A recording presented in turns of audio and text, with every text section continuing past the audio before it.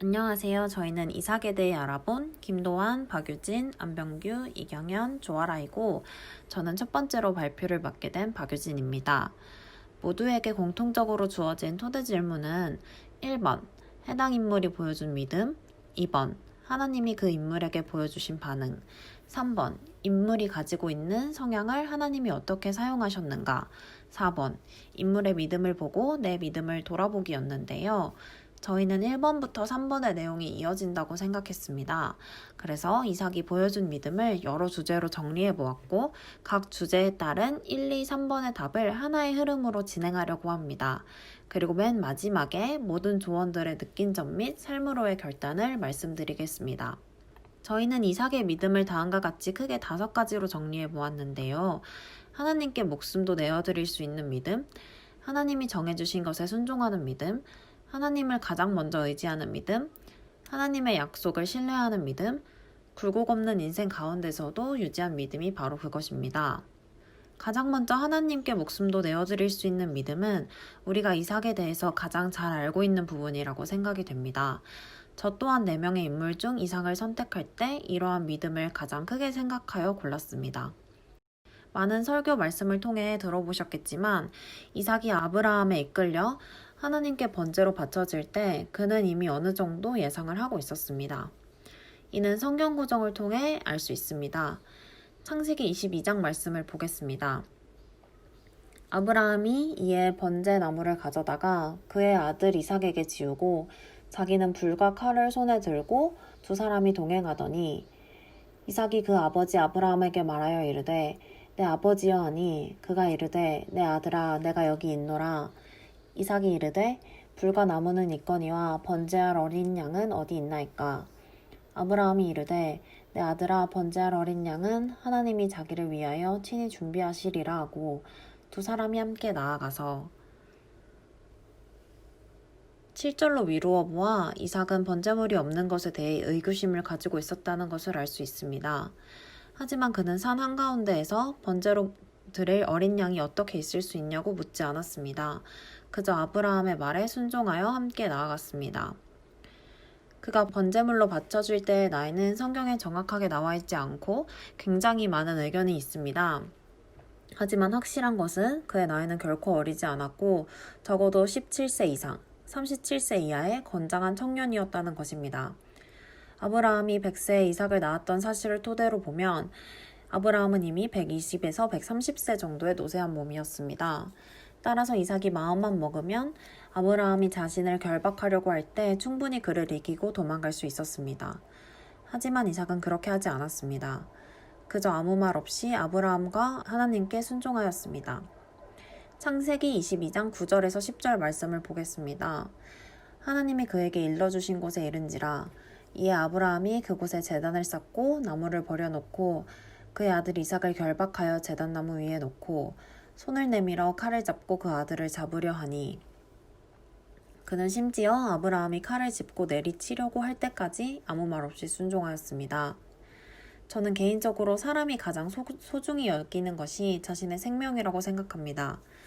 돈을 아무리 많이 벌고 원하는 것을 가져봤자 결국 이 세상에 생명이 없다면 다 부질없는 것들이니까요. 그런데 이삭은 자신에게 가장 귀한 생명을 하나님께 말없이 내어드렸습니다. 한 번 정도는 불평하고 돌이켜달라고 부탁드릴 법도 한데 그는 그렇게 하지 않았습니다. 아브라함뿐만 아니라 이삭의 믿음을 보신 하나님은 그에게 생명을 다시 허락하십니다. 여호와의 사자가 하늘에서부터 그를 불러 이르시되 아브라함아 아브라함아 하시는지라. 아브라함이 이르되 내가 여기 있나이다 하매 사자가 이르시되 그 아이에게 내 손을 대지 말라. 그에게 아무 일도 하지 말라. 네가 내 아들 네 독자까지도 내게 아끼지 아니하였으니 내가 이제야 네가 하나님을 경외하는 줄을 아노라. 이는 하나님께서 그의 우직하며 의심하지 않는 마음, 온전히 하나님을 신뢰하는 성품을 사용하신 것이라고 생각이 됩니다. 제가 이삭의 입장이 되었다면 분명히 왜 저를 죽이려고 하시냐고, 내가 무언가 잘못한 것이 있냐고 굉장히 따져 물었을 것 같은데 이삭은 그러지 않았습니다. 그는 그저 침묵으로 하나님께 자신을 내어드렸고 순종하였습니다. 이는 하나님을 온전히 신뢰하고 있기 때문에 가능한 일이라고 생각합니다. 자신의 목숨마저도 하나님의 것임을 알고 그가 어떤 일을 하시든 그것이 가장 선한 일이라는 것을 믿고 있었기 때문에 자신의 목숨까지도 아무 말 없이 내어드릴 수 있었던 것 같습니다. 하나님이 정해주심에 순종한 이삭. 하나님은 우리의 인생을 그분의 계획하심에 따라 설계하시고 우리의 필요를 따라 채워주시며 아름답게 하나님의 은혜로 덧입혀 주십니다. GBS를 통해 이삭이라는 인물을 성경을 통해 들여다보면서 그의 인생에 하나님이 어떻게 일하셨는지를 찾아보고 하나님의 계획과 명령에 믿음으로 순종했던 이삭의 반응을 살펴보도록 합시다. 나아가 이삭의 믿음과 나의 믿음은 어떤지 돌아보려 합니다. 하나님께서는 아브라함을 통해 자손의 축복과 땅의 축복을 주셨는데 그 믿음의 계보를 잇기 위해 아브라함을 아들의 믿음의 배우자를 찾도록 합니다. 창세기 24장 3절에서 4절에 보면 내가 너에게 하늘의 하나님, 땅의 하나님이신 여호와를 가리켜 맹세하게 하노니 너는 내가 거주하는 이 지방 가나안 족속의 딸 중에서 내 아들을 위하여 아내를 택하지 말고 내 고향, 내 족속에게로 가서 내 아들 이삭을 위하여 아내를 택하라. 또한 7절에 보면 하늘의 하나님 여호와께서 나를 내 아버지의 집과 내 고향 땅에서 떠나게 하시고 내게 말씀하시며 내게 맹세하여 이르시기를 이 땅을 내 씨에게 주리라 하셨으니 그가 그 사자를 너보다 앞서 보내실지라 내가 거기서 내 아들을 위하여 아내를 택할지니라. 자신의 배우자를 고르는 과정 가운데 인간의 선택으로 나아가지 않았습니다. 후에 성경에 보면 창세기 25장 20절에 이삭은 리브가를 40세의 아내로 맞이했다고 나옵니다. 그때 리브가는 14살이나 어린 신부로 나오는데 이는 어린 리브가를 기다리기 위한 시간이었다고 합니다. 이삭이 가나안에 살던 시절 정말 유혹이 없었을까요? 그때 시대 배경으로 가나안의 종교는 풍요를 상징하여 성전 안에서 성교를 맺던 풍습이 있어 굉장히 문란하고 여인을 취하기 쉬웠던 시대라고 합니다. 그런 부분을 걱정하던 아브라함은 가나안에서 여인을 취하지 않고 하나님의 기준으로 고향에서 순결한 여인을 며느리로 삼기 원했습니다. 여기서 이삭의 반응을 살펴봅시다. 그의 이삭은 반항하지 않았고 순종함으로 인내하며 기다렸습니다. 그리고 리브가를 아브라함의 종이 데리러 가고 오는 순간까지 그는 그저 시간을 보내는 것이 아니었고 그는 자신의 아내가 오기를 기다리며 조용히 들에 나가 묵상을 하였습니다. 창세기 24장 63절에 보면 이삭이 저물 때에 들에 나가 묵상하다가 눈을 들어 보매 낙타들이 오는지라 라고 기록되어 있습니다.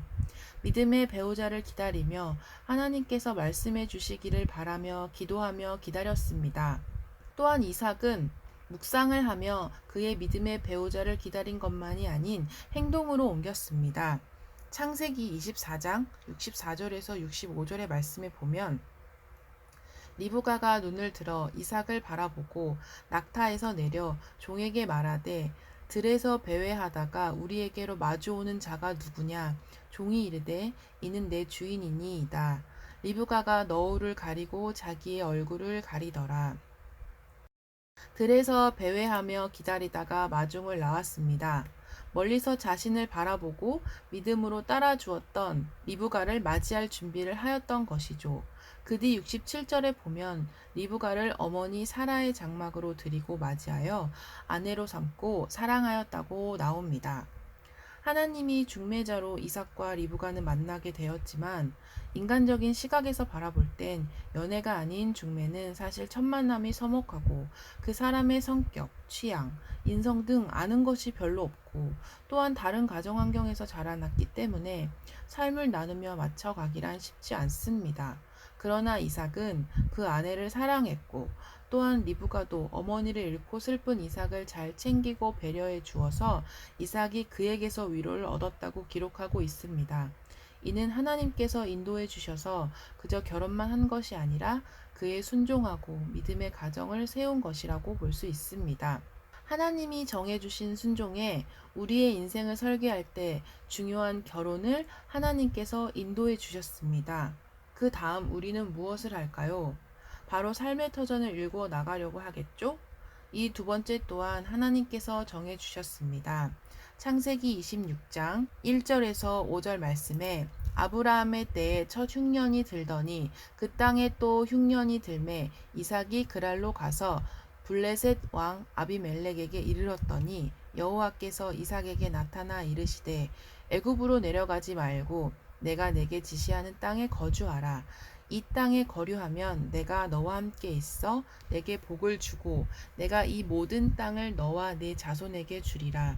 내가 내 아버지 아브라함에게 맹세한 것들을 이루어 내 자손을 하늘의 별과 같이 번성하게 하며 이 모든 땅을 내 자손에게 주리니 내 자손으로 말미암아 천하 만민이 복을 받으리라. 이는 아브라함이 내 말을 순종하고 내 명령과 내 계명과 내 율례와 내 법도를 지켰음이라 하시니라.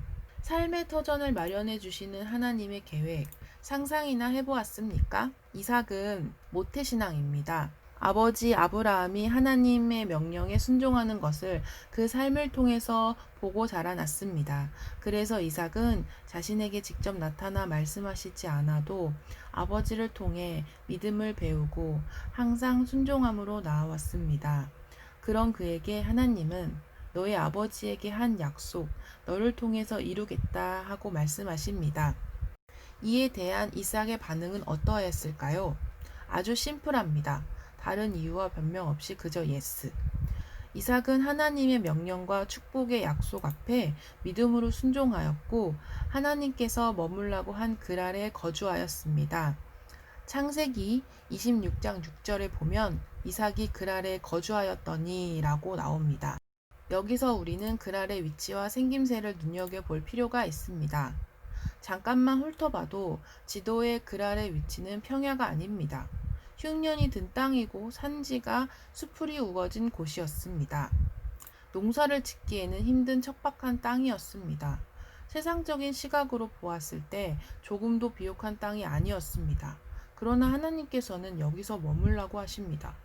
여기서 축복을 주신다는데 이해할 수 있을까요? 그러나 이삭은 순종했습니다. 내 본토 친척 아비집을 떠난 아브라함이 100세에 얻은 귀한 자식을 하나님께서 죽이라고 하셨을 때 지체 없이 준비하고 길을 떠나 하나님께 이삭을 바쳤던 믿음을 현장에서 보고 자랐던 이삭은 그 믿음의 계보를 이어나갔습니다. 자신도 하나님이 명령하신 대로 그 축복의 약속을 믿고 그곳에 거주했던 것이지요. 하나님의 명령 앞에 군더더기 없이 순종함으로 반응했던 이삭에게 하나님께서도 축복의 약속을 이행해 주심으로 반응해 주셨습니다.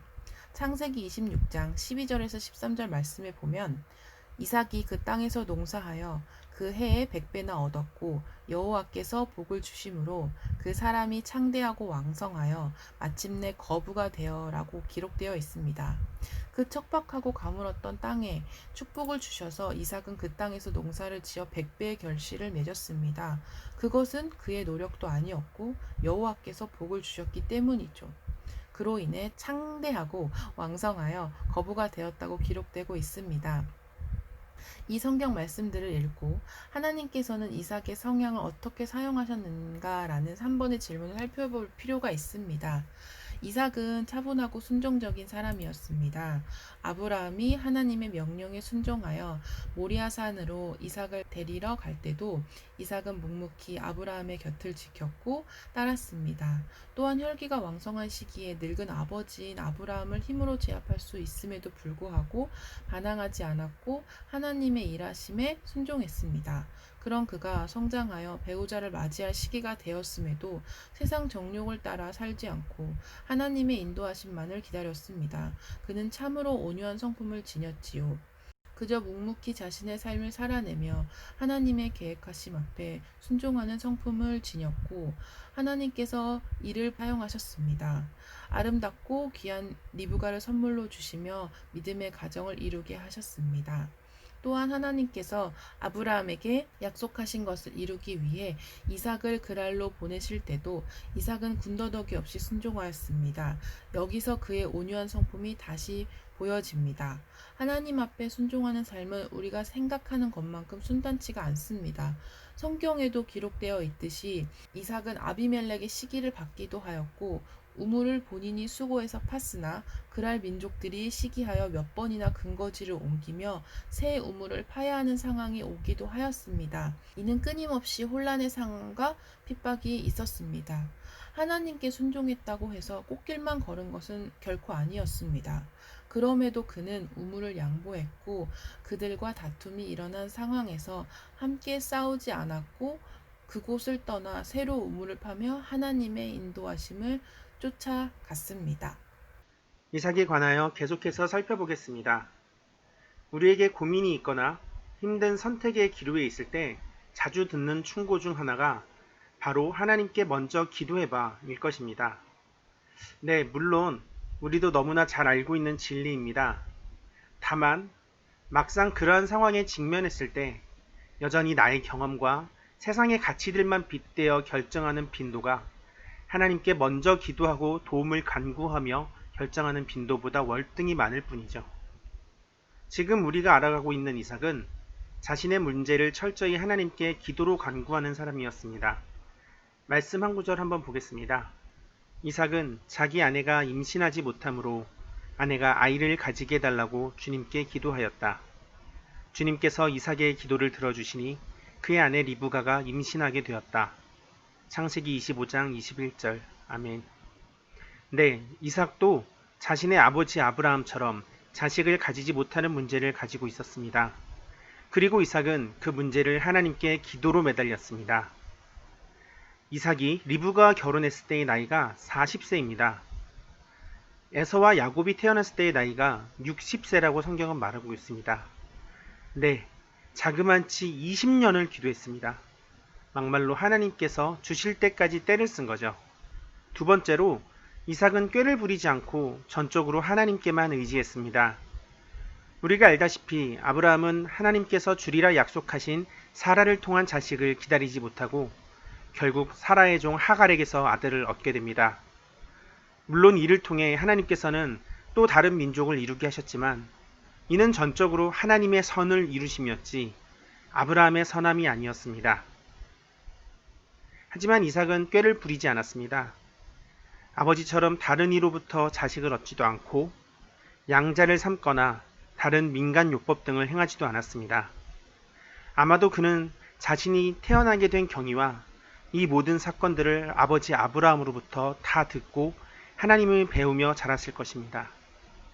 자신이 죄물됨도 담담히 믿음으로 받아들이는 모습을 보면 그것을 유추할 수 있습니다. 그리고는 아버지를 따라하지 않고 생명은 오직 하나님께 있음을 믿음으로 계속해서 기도할 뿐이었습니다. 그리고 마침내 하나님은 이삭의 기도를 이루어 주셨습니다. 그것도 마치 그간의 마음을 보상이라도 해주시는 마냥 쌍둥이를 허락해 주셨습니다. 하나님은 이삭을 외면하지 않으셨습니다. 아마도 아브라함 때처럼 이삭을 시험하신 건 아니었는지 생각이 들 정도로 오래 걸렸지만 하나님은 그 긴 세월의 시험을 통과한 선물로 쌍둥이를 주신 건 아니었는지 조심스레 축축해 봅니다. 20년 동안의 기도로 이삭은 하나님께 자신의 충성과 우직함을 보여드렸습니다. 그리고 하나님께서는 약속하신 복을 이삭에게 허락해 주셨습니다. 이삭의 자녀 야곱을 통해 이스라엘이라는 나라를 이루게 하시고 몇 천 년이 지난 지금까지도 세계의 경제에 큰 영향력을 끼치는 민족을 이루어 주셨습니다. 하나님께서는 얼마나 신실하시고 우리에게 늘 귀 기울이시는 분이신지 우리가 늘 기억하고 항상 하나님께 기도하는 모습을 취한다면 오늘날을 살고 있는 우리에게도 동일한 하나님의 은혜가 임할 것입니다. 창세기 26장에서 이삭이 그랄 골짜기라는 곳에서 지낼 때의 이야기입니다. 당시 이삭은 하나님의 축복하심으로 인해 많고 강성한 무리를 거느리고 있었습니다. 하루는 이삭이 그의 종들을 시켜 아버지 아브라함이 살아있을 때 팠던 우물을 다시 팠습니다. 그런데 그랄에 원래 거주하던 목자들이 이 물은 우리의 것이라고 말하며 이삭의 목자와 다투었습니다. 그래서 이삭은 그들에게 우물을 양보하고 다른 곳에 우물을 팠습니다. 하지만 그랄의 목자들이 이 두 번째 우물을 두고도 이삭의 목자와 다투었습니다. 그래서 이삭은 또 다른 곳에 우물을 팠습니다. 마침내 이 세 번째 우물에 대해서는 그랄의 목자들이 자신들의 소유권을 주장하지 않았습니다. 그래서 이삭은 이 우물의 이름을 장소가 넓다는 의미의 르호봇이라고 이름 짓고 비로소 이렇게 자신의 믿음을 고백했습니다. 여호와께서 우리를 위하여 넓게 하셨으니 이 땅에서 우리가 번성하리로다. 이삭의 무리는 강성했기 때문에 그랄의 목자들을 몰아내는 것은 이삭에게 어렵지 않은 일이었을 것입니다. 그럼에도 이삭은 그들에게 두 번씩이나 우물을 양보하는 너그러운 마음을 보여줍니다. 저희 GBS조는 이삭의 이런 모습이 하나님이 하신 약속, 즉 너를 번성하게 하겠다는 약속을 온전히 신뢰하는 모습이라고 생각했습니다. 꼭 당장 있는 우물을 통해서가 아니더라도 하나님께서 또 다른 물의 근원을 주셔서 자기 민족을 풍요롭게 하시리라는 믿음이 있었던 것입니다. 이에 대해 하나님께서는 새로운 우물과 민족의 번성으로 답해 주십니다. 이삭은 믿음의 조상으로 일컬어지는 아브라함, 이삭, 야곱, 요셉 중에서 가장 장수했습니다. 그러나 성경에 서술된 분량은 다른 조상들보다 훨씬 적습니다. 이것을 두고 그가 평범하고 굴고 없는 삶을 살았다고 많은 사람들이 해석하고 있습니다. 그러나 앞서 설명드렸듯이 이삭은 평범한 삶 가운데서도 흔들림 없이 매사에 순종과 양보를 통해 항상 믿음을 보여주었습니다. 평범하고 굴곡이 없다면 우리는 세상에 안주하기 쉽습니다. 하나님께서 굳이 도와주시지 않아도 우리 삶이 너무 안락하기 때문입니다. 하지만 이삭은 그렇지 않았습니다. 흉년이 들었을 때 애굽으로 가지 말라는 말씀을 그대로 순종하였고 아이를 갖지 못할 때에는 가장 먼저 하나님께 간구하였습니다. 이처럼 이삭은 평범한 삶 가운데서도 선택의 순간마다 하나님을 향한 그의 믿음을 보여주었습니다. 이러한 삶을 사는 이삭에게 하나님께서는 그의 하나님이 되셨습니다. 성경에는 분명히 아브라함의 하나님, 이삭의 하나님, 야곱의 하나님으로 말하고 있습니다. 우리는 아브라함의 우여곡절을 보면서 한편으로는 그와 언제나 함께 계시는 하나님을 부러워했습니다. 아브라함의 인생에 비해 우리의 인생은 너무나도 평범해 보였습니다. 그러나 하나님께서 이삭이 하나님이 되신 것을 볼 때 우리는 그 분께서 특별한 사람들의 하나님도 되시지만 평범한 사람들의 하나님도 되심을 알게 됩니다. 평범한 삶에서 한결같이 믿음을 지키는 삶이 하나님께 기쁨이 되고 영광이 된다는 것입니다. 이삭이 믿음을 지킨 비결은 아마도 기도가 아닐까 합니다. 창세기 24장 63절에 보면 리브가를 처음 만날 때 이삭은 들에 나가 묵상하고 있었습니다. 이것은 이삭의 기도 생활의 한 면을 보여줍니다. 또한 창세기 25장 21절에는 이삭이 하나님께 자녀를 갖기 위해 간구하였다고 말하고 있습니다. 이삭은 40세에 결혼하였고 60세에 야곱과 에서를 낳았습니다. 우리는 이를 통해 성경에는 단 한 절로 쓰여 있지만 이삭은 약 20여 년 동안 하나님께 간구하였음을 짐작할 수 있습니다. 믿음의 비결은 꾸준한 기도라고 생각합니다. 평범한 삶 속에 깊이 있는 믿음을 지켰던 이삭처럼 꾸준히 신앙생활을 해나갈 수 있는 그리스도인이 되었으면 좋겠습니다. 이삭은 성경에서 많이 등장하지 않기 때문에 처음에는 그에 대해서 탐구할 것이 있을까 생각했습니다. 하지만 그 짧은 등장에도 불구하고 그가 항상 하나님을 따르고 순종하는 삶을 살았다는 것을 알게 해주었습니다. 탄생부터 죽음까지 그는 하나님과 함께였고 그의 모든 것들이 하나님께 기도함과 순종함으로 이루어졌습니다. 저는 하나님께 가지지 못한 것들에 대해서 불평하고 힘든 것들은 겪지 않게 해달라고 많이 기도하는데 이삭을 보면서 참 부끄럽다는 생각이 들었습니다. 물론 이삭의 성품과 저의 성품이 다르기 때문에 저의 것들을 또 다르게 사용하시겠지만 주님의 말씀에 내 논리와 세상적인 지식으로 이해가 되지 않아도 무조건적인 순종이 필요할 때가 있기에 그런 부분을 닮아가야겠다고 다짐했습니다. 한편으로는 이삭이 부러운 면도 있었습니다. 저희 부모님은 교회에 가끔 나가시기는 하지만 아직까지 당신은 믿음이 없다고 고백을 하십니다.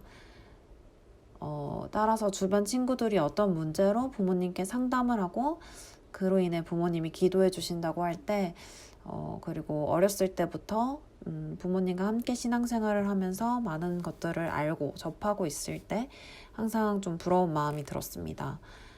저는 굉장히 힘들게 싸우면서 신앙을 지켜왔기 때문입니다. 이삭 또한 하나님이 아브라함에게 주신 축복을 함께 받으면서 살았기 때문에 그 부분이 너무 부러웠습니다. 하지만 부러움에서 그치지 않고 저 또한 이를 흘려보내야겠다는 생각을 하게 됐습니다. 만약 아이를 낳게 된다면 그가 하나님과 잘 만날 수 있도록 도와주는 역할을 해야겠다고 이삭을 보며 다짐하는 시간을 가졌습니다. 이를 준비하면서 느낀 점을 나누려고 합니다.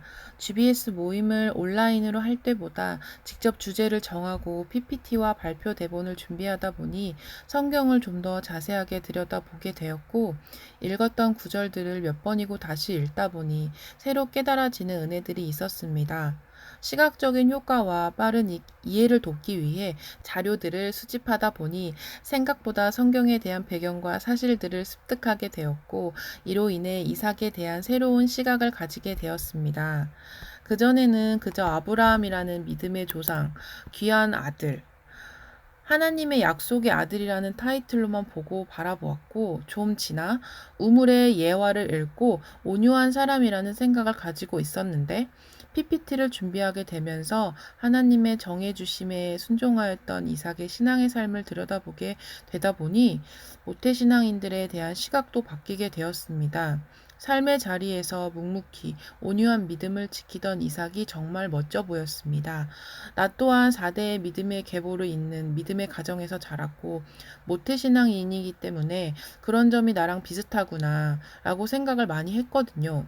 아브라함이나 야곱에 비해서 성경의 포커스가 이삭에게는 크게 맞춰져 있지 않다고 생각했는데, 이삭을 통해서 하나님께서는 많은 계획과 축복을 설계해 놓으셨고 믿음의 계보를 그를 통하여서 이루셨습니다.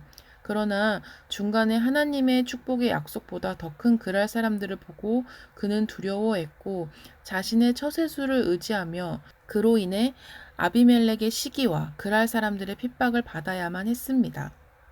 하나님께 하는 순종은 꾸준하게 이어나가야 한다는 생각을 하게 되었고, 그래서 신앙의 온유함이 필요한 거라고 깨닫게 되었습니다. 이삭의 삶들을 바라보며 나를 통해 일하실 주님의 계획하심 앞에 항상 묵상함으로, 순종함으로 온유하게 나아가는 자가 되어야겠다고 다짐을 해봅니다. 감사합니다. 이삭은 하나님의 동행하심을 믿는 믿음으로 자신의 삶을 살아갔습니다. 때로는 유하게, 때로는 우직하게 말입니다. 그렇게 자신의 삶을 하나님께 내어드림으로 살아냈을 때 하나님이 어떻게 그의 삶에 간섭하시는지 관찰할 수 있었습니다. 나의 모습을 빗대어 봅니다. 입술로는 하나님의 동행하심, 선하심, 의로우심, 악을 싫어하심 등등 하나님의 성품을 표현하지만 정작 나의 삶은 하나님께서 지금도 내 옆에 계시다는 것을 인지하지 못한 채 죄성에 허우적대며 세상 속에서 하루하루 살아가기 급급해하고 있습니다. 하나님께서 나를 눈동자같이 보호하시며 나를 쭉 지켜보시며 내 옆에 계시다는 것을 정확히 인지하고 있었다면 나의 삶은 지금과는 전혀 다른 삶을 살아내고 있지 않았을까 반성해 봅니다. 하나님의 동행하심이 그저 나의 삶이 잘 풀리고 복을 받는 것만을 상상하는 것이 아니라 하나님과 동행한다면 내가 취하여야 할 자세 또한 늘 긴장하며 하나님께 집중하는 삶을 살아내려고 부단히 노력해야 한다는 것을 항상 기억해야겠다고 다시 한번 다짐하는 시간이었습니다. 저는 이번 GBS를 통해 하나님의 계시가 먼저일까, 인간의 믿음이 먼저일까 하는 생각을 해보았습니다. 근데 상식적으로 생각해봐도 하나님께서 자신을 먼저 드러내시지 않으면 인간이 믿는 것은 불가능할 것입니다. 이삭의 경우도 마찬가지였습니다. 하나님은 이삭에게 복을 주겠다고 먼저 약속하셨습니다. 그리고 이삭은 믿음으로 그 말씀을 받아들입니다. 오늘날 하나님은 성경 말씀과 신자들의 신앙 고백을 통해 저에게 다가오시는 것 같습니다. 하지만 저는 여전히 그것들을 진짜 하나님의 말씀으로 받아들이지 못하고 있기도 합니다. 말씀에 대한 지식과 그에 대한 동의가 없으니 하나님에 대한 신뢰가 없을 것은 당연합니다. 결국 지금 제가 할 수 있는 것은 꾸준하게 성경을 읽고 하나님의 말씀을 깨닫게 해달라고 기도하는 수밖에는 없는 것 같습니다. 이삭의 믿음은 자신을 드러내지 않고 하나님께서 정해주신 대로 그대로 따르고 하나님을 가장 먼저 의지한다는 점에서 대단하다고 생각했습니다. 저는 하나님의 뜻이 무엇인지 먼저 생각하기보다 제 생각이 먼저였던 것 같습니다. 또 시험이 왔을 때 한 번 빼고는 모두 준비된 모습을 보인 것도 대단하다고 생각합니다. 굴곡이 없이 순탄한 삶 가운데 갑자기 찾아온 시험에서 이삭은 하나님을 잊지 않았습니다. 저는 조금만 평안해지면 금세 하나님을 멀리하게 되는 것 같습니다. 그래서 하나님을 멀리하지 않을 만한 장치를 마련해야겠다고 생각했습니다. 이것으로 이삭조 GBS를 마치겠습니다. 감사합니다.